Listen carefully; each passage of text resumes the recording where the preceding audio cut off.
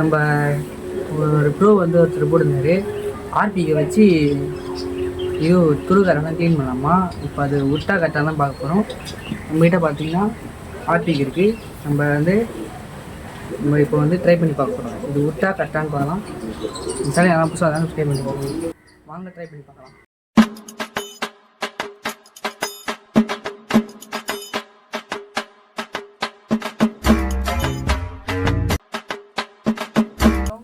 காய வைக்கணும், ஊற வைக்கணுமா.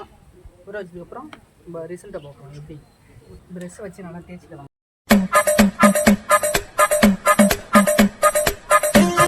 நிமிஷம் கழிச்சு எப்படி இருக்குது நம்ம ரிசல்ட் எப்படி இருக்குன்னு பார்க்கலாம். ப்ரெஷ்ஷு போகிற இடத்துல நல்லா தேய்ச்சாச்சு. பார்த்தீங்கன்னா உங்களுக்கே தெரியும், நல்லா பார்த்தீங்கன்னா தேய்ச்சிருக்கேன்.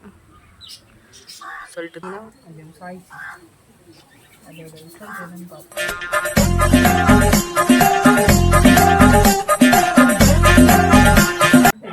கரெக்டு தான், ஏன்னா பல இருக்குது. ஏன்னா இன்னும் கொஞ்சம் நான் நல்லா தேய்க்கணும். இப்போ வீடியோ கோசம் சும்மா சாம்பிள் மட்டும் பார்த்தேன்.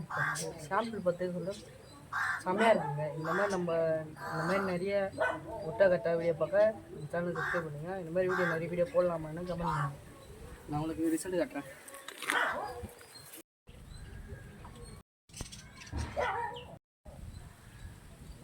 பார்த்தீங்கன்னா பலன்னு இருக்குது.